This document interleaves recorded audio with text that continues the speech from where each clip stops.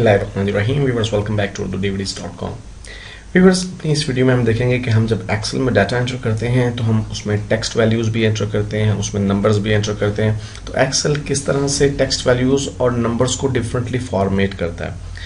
Viewers देखिए, ये एक ब्लैंक शीट है। मैं यहाँ पर सबसे पहले एक सेल में डाटा एंटर करना चाहता हूँ। व्यूअर्स, जब आप जिस सेल में डाटा एंटर करना चाहते हैं, सबसे पहले आपको उस सेल पर क्लिक करके उसे एक्टिव सेल में कन्वर्ट करना पड़ता है। जब आप किसी सेल पर क्लिक करते हैं तो वो सेल सिलेक्ट हो जाता है और एक्टिव सेल बन जाता है। व्यूअर्स, मैं यहाँ पर लिखता हूँ सेल्स, और व्यूअर्स देखिए, इस सेल्स को लिखने के बाद मैं सिंपली एंटर प्रेस कर सकता हूँ या एरो की मदद से इस सेल से दूर हट सकता हूँ। तो मैं एंटर प्रेस करता हूँ। व्यूअर्स देखिए, सेल्स को इसने ऑटोमेटिकली लेफ्ट साइड पे अलाइन किया। मैं यहाँ पर लिखता हूँ एक्सपेंसेस। व्यूअर्स देखिए, मैंने यहाँ पर एक्सपेंसेस के स्पेलिंग गलत लिखे जानकर। जब तक मैं एंटर प्रेस नहीं कर रहा व्यूअर्स, ये सेल एक्टिव है और कर्सर यहाँ पर ब्लिंक कर रहा है। मैं सिंपली बैक स्पेस प्रेस करके वापस जा सकता हूँ और यहीं पे स्पेलिंग्स की करेक्शन कर सकता हूँ। और तीसरा जो व्यूअर्स मेरे पास कॉलम है वो है प्रॉफिट का। जो मेरे पास सेल है जहाँ पे मैंने टेक्स्ट एंटर करना वो है प्रॉफिट। मैंने प्रॉफिट एंटर किया।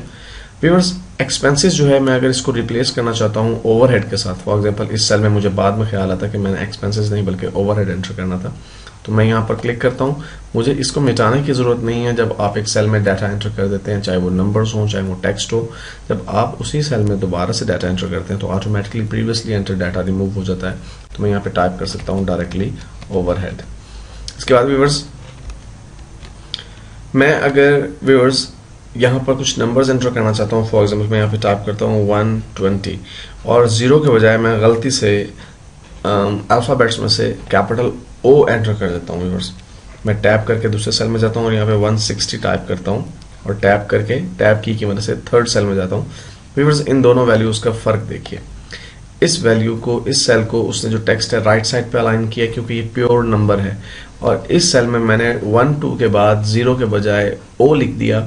तो एक्सेल ऐसे डाटा को कंसीडर करता है कि ये नंबर्स नहीं बल्कि ये टेक्स्ट है, और टेक्स्ट को वो ऑटोमेटिकली लेफ्ट साइड पर अलाइन करता है। व्यूअर्स, बाद में हम देखेंगे और सीखेंगे कि किस तरह से हम जो है अपने डाटा को अलाइन कर सकते हैं। मसलन हम टेक्स्ट को भी जो है वो लेफ्ट साइड के बजाय राइट साइड पर सेंटर अलाइन कर सकते हैं। वो हम आगे चलकर देखेंगे, लेकिन इस वक्त जो मैं आपको क्लियर करना चाहता हूँ बात वो ये है कि बाय डिफ़ॉल्ट जब आप एक्सेल में डाटा एंटर करते हैं तो व्यूअर्स, जिस सेल में डाटा एंटर करते हैं उसमें व्यूअर्स जो आपके नंबर्स हैं वो लेफ्ट साइड पे राइट साइड पर अलाइन हो जाते हैं, और जो टेक्स्ट है वो लेफ्ट अलाइन हो जाता है।